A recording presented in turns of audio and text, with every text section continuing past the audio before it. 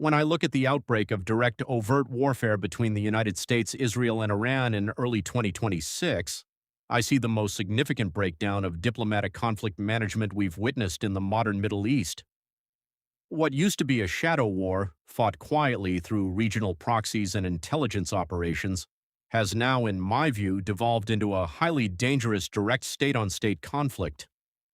To understand where this is heading, I want to break down the three very different strategic goals driving the key players. First, let's look at the United States. As I analyze Washington's posture, their main goal is clearly strategic containment. For the U.S., the direct military action we saw earlier this year was about restoring deterrence and stopping Iran's nuclear ambitions. From my perspective, their goal isn't a long, drawn-out occupation.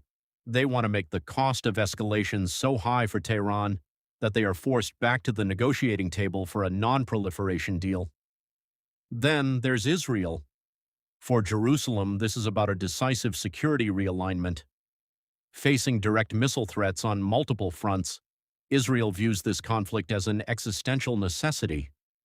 What I see here goes much deeper than mere deterrence. They want to permanently degrade Iran's ballistic capabilities, dismantle its nuclear infrastructure, and neutralize the proxy network right on their borders. And finally, we have Iran. Confronted by severe economic pressure and strikes on its leadership, I believe Tehran's primary goal is quite simple: regime survival. By using decentralized military units and threatening to block critical global energy corridors like the Strait of Hormuz, Iran is trying to show the West that forcing them to surrender will cost the global economy far too much. This clash of goals, as I see it, has completely redrawn the geopolitical map of the region.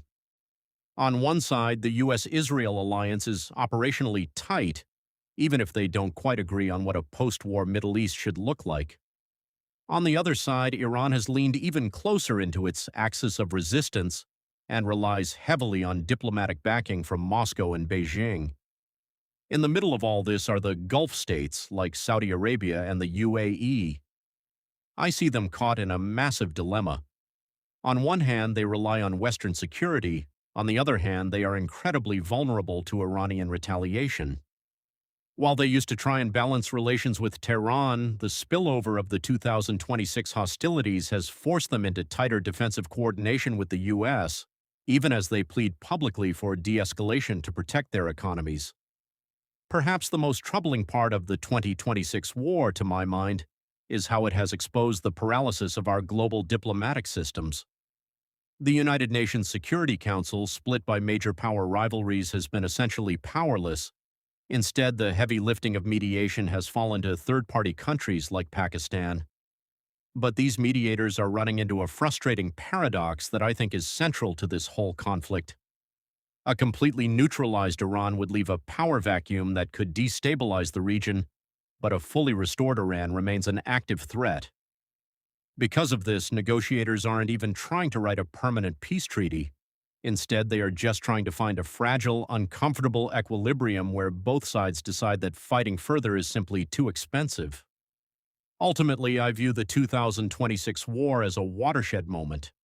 It proves that when we ignore core security issues for too long, the threshold for launching a direct war becomes incredibly low. For diplomacy to actually work in the long run, I believe we have to look past short-term military wins. Any real lasting peace will have to address the root causes: the limits of Iran's nuclear and missile programs, the basic security of regional states like Israel and Lebanon, and keeping global shipping lanes open. Until our diplomatic efforts address those three core issues, I fear any ceasefire we see will just be a temporary intermission before the next round of conflict.